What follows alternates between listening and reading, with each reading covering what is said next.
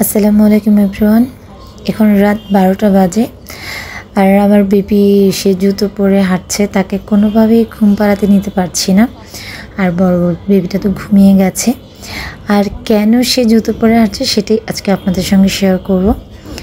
আসলে ওর পাপা কালকে দেশের বাইরে গিয়েছে, সেখান থেকে আসবে আর পাপাকে রিসিভ করার জন্য যাবে, তাই সে রাতে সে জুতো পরে আছে।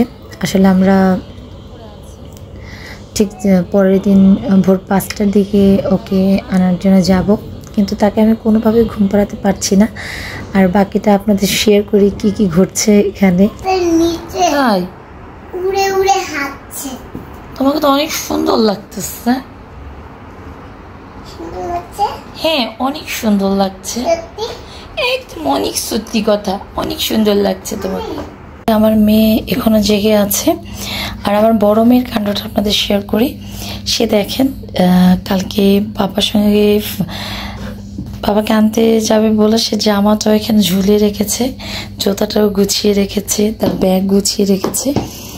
আসলে আল্লাহ প্রত্যেকটা মানুষকে জানি না, সে পুরো সন্ধ্যা থেকে বসে এই ফ্লাওয়ারগুলো বানিয়েছে বাবার জন্য। যদিও কাঁচা ফুল চেয়েছিল, আমি আনতে পারিনি কারণ বৃষ্টি ছিল বাইরে, আর এদিকে হচ্ছে শরীরও ভালো না, তাই সে নিজে নিজে ফ্লাওয়ারগুলো বানিয়েছে। আল্লাহ আমি জানি না, আল্লাহর আসলে মেয়ে হচ্ছে আল্লাহর রহমত। মেয়েরা যে বাবাকে কতটা ভালোবাসে তার প্রমাণ এটা কোনো সন্দেহ নেই। সেজন্য ওর পাপাও বলে যে আমার আল্লাহ আমি জিতেছি, আমার ছেলে দেয়নি, আমার মেয়ে দিয়েছে, আলহামদুলিল্লাহ। আসলে এইসব ব্যাপার দেখলে আসলে সত্যি কথা কি, আসলে তখন মনে হয় যে আল্লাহর কাছে অনেক অনেক শুকরিয়া আছে, আল্লাহ আমাকে মেয়ে দিয়েছে। অবশ্যই আমার 2 মেয়ের জন্য দোয়া করবেন, আর ওর পাপার জন্য তো অবশ্যই দোয়া করবেন। আর দেখি এখন হচ্ছে রাফাকে ঘুম পাড়ানোর চেষ্টা করছি। ভোর 5টা বাজে আর আমরা রেডি হয়ে 3জন বের হয়ে গেলাম রোজার পাপাকে রিসিভ করার জন্য। আর আমার মেয়ে তো সে কাগজের ফুলটা নিয়ে সে বসে আছে, কারণ বাবাকে নিজের হাতে বানিয়ে সে দিবে। আর বলেছি যে আসলে ও ফুল আনতে চেয়েছিল, কিন্তু আমি আসলে গতকালকে বৃষ্টির জন্য ফুল কিনতে যেতে পারিনি। যাই হোক, আলহামদুলিল্লাহ সে যে নিজের হাতে বানিয়েছে, এতে কিন্তু অনেক আমি খুশি হয়েছি যে সে নিজের হাতে জিনিসটা বানিয়ে দেবে। যাই হোক, আমরা চলে এসেছি এয়ারপোর্টে।